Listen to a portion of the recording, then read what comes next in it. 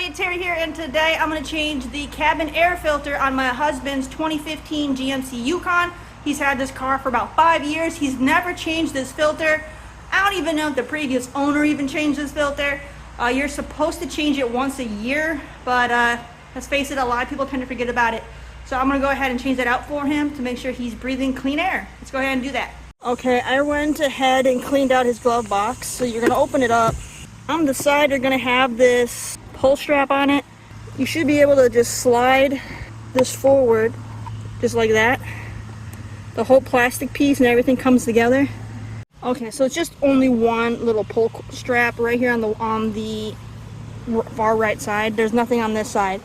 You're going to kind of lift this up a little, and you're going to push this in and push this one in, kind of squeeze it in to pull these plastic. There's a groove here that this kind of slides up and down in.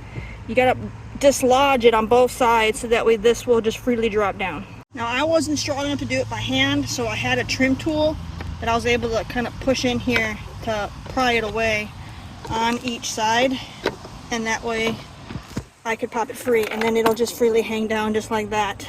That we need to get this back panel off, so you gotta get all 6 of these fasteners out. So if you have yourself a Torx socket set, this makes it easy. You're gonna want the T15, and I'm just going to use my nut driver that has an extendable shaft on it. Alright, so there are 6 fasteners total. You'll have one right here, one here, this one's 3, 4, 5 will be up in this corner, and 6 is in this corner.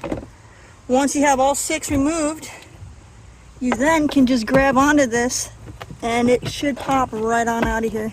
Make sure you pull that little strap. You kind of got to feed it through the hole here, and then this will come right on out.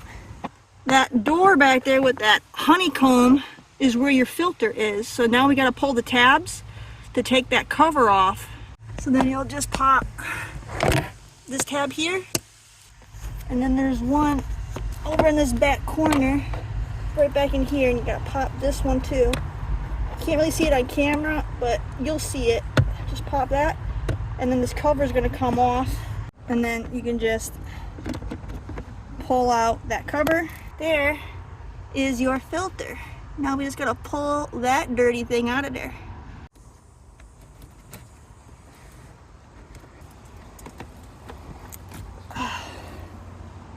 And there we have a very, very dirty filter. Oh my gosh. You can see this thing's been neglected for a long time. Look how black it is in there. Gross. Take note, somewhere on the filter, so this is the way it sat inside the unit, and I yanked it out. The filter itself should have an arrow showing airflow, and right here's my arrow pointing down. So I know when I put the new filter in, I need the airflow arrow pointing down. I just went ahead and got this CarQuest filter. Here's your part number that I got, the 91129P. Alright, so now we're just going to do everything in reverse. We're going to put the new filter in. My airflow is pointing down to match the one that I took out. And we just got to slip it back into its home. Alright, once that's back in, go ahead and snap your little cover back on. Alright, I got mine back in. The tricky part is getting, there's 2 little feet on the bottom you got to get in place, and then you can snap in the top. So that gets a little tricky, but once you get that in place, it'll snap right in and be perfect. We're going to put this piece back in, and we got to take the pull strap and feed it back through this hole right here before we seat this fully in and put the fasteners back in. Alright, all 6 fasteners are now back in place. So I just went and closed it normally to get these to snap in, and you know, just kind of push it in normally like you're going to close it, and these will snap right in.